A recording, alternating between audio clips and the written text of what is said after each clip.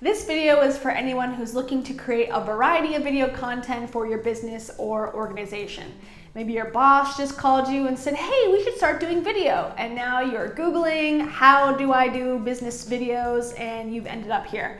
Welcome, you're in the right place. So on this channel, I mostly talk about creating organic video content, which means I'm not talking about making paid ads that are played as commercials, either before YouTube videos or on Facebook. I'm really talking about organic, meaning posting it to your social media, YouTube, etc. But it's important to note that we're still talking about video content that helps sell your business. It's just more authentic and may take a little longer to see that ROI. But you will see it, I promise. So since this video is really geared at people just starting out with video content, we're gonna stick to the main platforms. So that's Facebook, YouTube, LinkedIn, and Instagram. But you don't have to worry about making like 7 different videos with different topics for each platform. This type of video content will work on all of those. So at this point of the video, you may be wondering, well, why should I listen to you? My name is Kayla O'Brien, and I work with business owners and organizations to create engaging and useful video content every single day. I previously worked in the news industry and won an Emmy for storytelling. So in this video, I'm going to break down the 5 types of videos you can start making to help promote your business today. Whether you plan to hire a videographer like myself, or you want to shoot and edit them, this will still be beneficial for you. And I want to say, of course, there's more than 5 categories of videos that you can make. There's many, many more and different variations of all these videos. But if you're just getting started, these 5 will really help you get launched and ready to go and help you understand all the different options that you have. So here are the 5 types of videos we'll talk about: who we are, frequently asked questions, how to, behind the business, and why we love our customers. So let's start with the who we are video. If you can only make 1 video on this list because of a time constraint or budgeting issues, this is the one to make. Essentially, this video can be as simple or cinematic as your skills and preferences allow, but it will answer one simple question: who are you? People tend to really like to support other people in business, especially when you're local or you have some sort of skin in the game because you got to know this person, or it's your friend, or it's a family member. You want to support their business.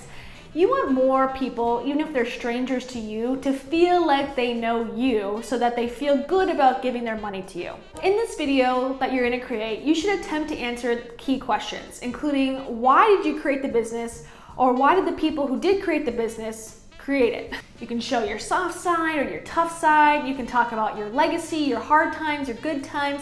Whatever you're comfortable with sharing and what would be interesting to your customers. I don't know if talking about that one time that you filed your taxes wrong is going to be interesting. You can talk about where you went to school if that matters. You can talk about things in your past, in your childhood. Everyone likes a good story that they can relate to. Maybe you run a roofing company. That's a fairly boring profession, a lot of people might say, at least with the storytelling perspective. Maybe you tell a story about how you got interested in the construction industry and how important it is to you, and you really want to start connecting the dots of you have this business, but it obviously does mean something to you. There would be no way you could show up every day and work at your job if it didn't have some personal, deeper connection to who you are as a person. There's something there with every business there is.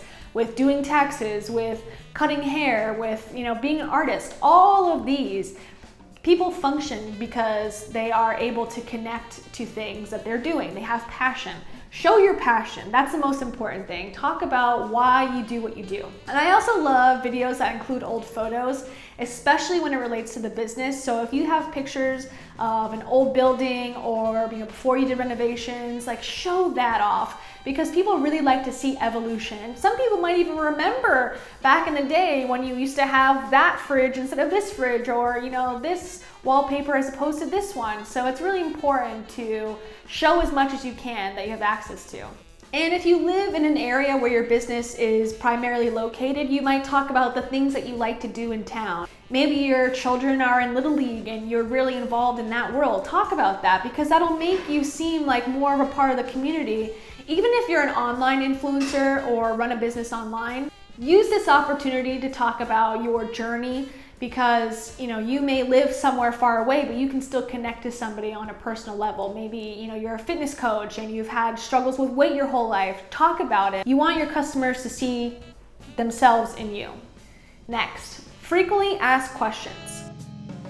So what questions do you get asked the most? I'm sure you could ask your secretary or your assistant and they will tell you. I mean, everyone has at least one question where they get asked over and over and over again, daily or weekly. Answer those questions in a video. And we can get as mundane as where are you located, because even a question like that, you can add your personality into it, and you can even, give a little context like, we are located on Washington Street right near that giant McDonald's. And that just might be enough to spark the customer's mind and be like, oh, I know where they are. And that might be the tipping point between them going to you and them going somewhere else, because you took the time to make the video and the question that they were wondering was right there. You gave them great context. Perfect. And it's an organic video, so it doesn't cost you any money to upload it to YouTube and put it on your website. So there's really no harm, no foul with uploading a lot of videos to answer questions, or putting it on your social media where it can live forever. And if people are scrolling through, they might just get that little aha moment, and then there you go, they're showing up the next day buying pianos from you. And even if you're like an online leadership coach where you primarily work with people over the internet, you might get asked a lot of times, like, what's your background? Where did you go to school? What type of leadership roles did you have when you were getting started? How did you fall into this type of work? And you can answer those questions. That will help people who are maybe looking to work with a coach or have specific ideas about who they want to work with. This will answer those questions. You can also answer each question that you have in mind as one video, as long as it's longer than 30 seconds, which most likely it will be. That's around a good amount of time to have a video.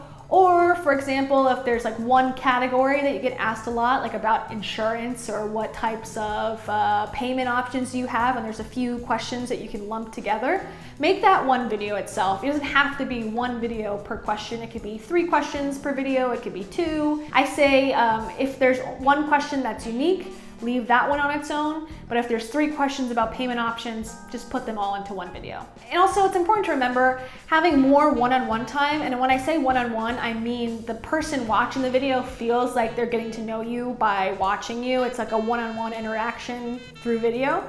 That's good for sales. It helps you gain more trust. The more face time, I'm sure you've heard this in sales and in business, the more face time you have with someone, usually the better. Especially if you have a good personality, which I'm sure you do. That's gonna help you overall in your trust process. So the time they actually show up to your business or reach out, they've already seen you for several minutes or several seconds, and that's better than never seeing you before. How to. So if you make a product and your customers often ask questions about how to do something that they could figure out on their own, or troubleshooting type things, this is a great opportunity to make a video about it. So for example, let's say you own a 3D printing company. Maybe that the 3D printers have this one switch that changes something, and people often write into your business about, this is broken, I don't know how to do it. But you could easily show them, just flip the switch. That would be a great video to make. That way you don't have to continually answer the same question via email. They can have a video just to fix it themselves. I think that saves a lot of money, and you can even pitch that when you're trying to sell them a product and say, look, we have a suite of videos that you can look to in case something goes wrong. So it gives that customer that, okay, phew, I have my resources, I have knowledge that I can go and look at if anything goes wrong. And your business might have special skills that you possess. So let's say you're accountants. Even though you're providing tax services in April for a very specific clientele base, could those same customers benefit from other skills that you may be able to upsell them on? If so, you can create a how-to video about maybe one aspect of that, and then they could be interested because now they've learned a new skill and they didn't even know that they could do bookkeeping with you, and now you've taught them a quick bookkeeping tip, and now they want you to be their bookkeeper. It's just things like that that translate very often, especially when you're giving value to your customers. When I talk about how-to, it doesn't always have to be a tutorial style. It could also be something that you have as a business that is interesting. So maybe you own a cement company, and a lot of people, you may be surprised, may actually just be curious about, one small step in the cement making process. So maybe you have, the time where the cement goes from liquid to solid. I don't know, maybe there's a tube that it goes through, and it might be boring to you, that if you can show how that works, people might just be interested and share that around. I will say though, this method works best for business to consumer businesses, so B2C, but definitely for people like wedding planners or motivational speakers or coaches, people who have a wide variety of people that they want to attract. Showing how-to videos to help them learn new skills will definitely be a good bridge for you and them to connect. Behind the business. So this one's one of my favorites, and it's a play on behind the scenes, but since we're not making a movie, we're running businesses here, you're gonna be showing your customers how you get things done. So if you have a factory or an office or a home studio, show it off. Show that you're human and show where the sausage gets made every single day. It's always good to show people that you are a hard worker and that you're working to make their experience doing whatever you do better. Another one is maybe if there's an employee that you work with who doesn't mind being on camera, that you can interview about what they do. If you're the face of your business, they might not know your secretary, or they might not know your assistant, or someone who works in the marketing department or who works in the factory that you own. They might not know all these people. They may know you already, but they may not know them. So interviewing them about their background and why they like working there might be a cool behind the business type of scenario. And it allows customers, I've said this before, to feel like they have some skin in your game. So think about the reality show The Profit.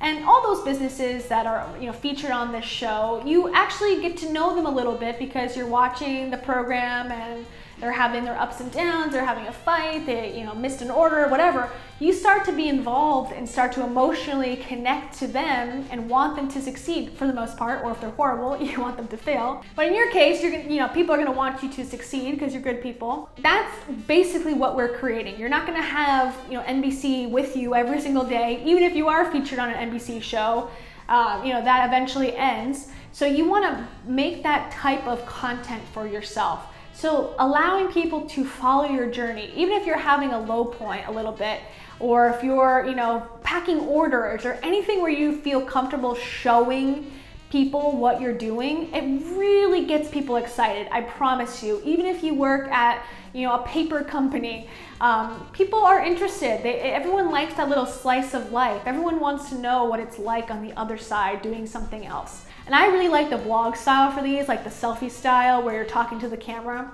But just make sure you have good audio so you're not covering the audio, the microphone on your phone. Or if you have a camera, make sure you have a good microphone on it, because that's really important. If you can't hear what you're talking about, it doesn't matter what you're saying. Also, if you're going to an event or a conference or doing a presentation, if you get permission, of course, you can bring your camera out or your phone along and share these moments, because it's kind of a fun atmosphere to be in. It's not the mundane everyday work, and you can really show people that you're involved in this industry in a bigger way than they might even imagine. You're really going and getting that secondary education, and you're connecting with other people in the market. And to some people, to some consumers, that's really important. They want you to be involved depending on your industry. We love our customers. Interview your customers if you can. I mean, if you're that type that is willing to ask a customer, hey, do you mind if I just ask you a couple questions on my iPhone? I mean, that's gonna get you so far, because other potential customers, seeing a customer being featured and interacting with you and being positive about their experience is so priceless, and you're gonna want to highlight as many customers as you can. I know it's a little bit nerve-wracking to ask people. I struggle with it all the time, to be like, hey, do you mind if I featured you in this? If you're not that type of person, it's okay. Maybe if you're more comfortable speaking just on, off camera with them, you can say, hey, do you mind if I share your story with my audience or my Facebook following or whatever? That way you can just share their experience and say, I worked with a customer that had these scenarios and this is what happened to them and this is what we did for them and it worked out great and they're happy. I mean, that is just showing that there's social proof. There's other people who have gone through the process that you create and it's worked out for them. That's invaluable because people can say anything. I mean, anyone could say that they are the best business person in the world, but if you've never sold anything, how are we to know that that's true? Or you can say you are the best plumber in the world, but if no one's had their pipes fixed by you, then how do you prove it? And without those testimonials, without even like these more casual customer interviews, it's harder for the audience or for the customers who are potentially looking at you to trust you. Not that they don't trust you, it's just harder because there's less proof. And this method is really good for B2B businesses. So let's say, for example, you are a software company and you've created a software that helps restaurants. Now, you may be tempted to talk about tech and be really involved in that space, but what you really should do is be involved in the catering and the restaurant industry and talk to those people and get involved in that industry so people there know you and can hire you. So interviewing different restaurants about what software they use or what type of customers they're looking for, it actually makes them feel like, oh great, this is free advertising for my business, and they might give their time to you where otherwise they don't feel that there's much value in getting a testimonial. But for B2B, it works really great because you can now share that with them. They can put that on their website, they can put that on their social media, and it's almost like they got a free piece of content that they didn't have to pay for, they didn't have to find a videographer for, and that really works out. And also, if people ask you to do content, ask them, can I get a copy of it? And most likely they'll say yes, and you can post it on your social media. It's really this reciprocal relationship that you get to have, and the more content, the better, for the most part, as long as it's worthwhile and on topic. But it will be because you're watching these videos. Drum roll, please. Now you have 5 different categories of videos to try out for yourself. So which category are you looking forward to trying out first? And which one are you like, ew, I will never try that, I hate it. We like to have balance on this channel, so it's okay not to like everything. Also, don't forget to subscribe, and I'll see you in the next one. Thanks for watching. So at this point in the video,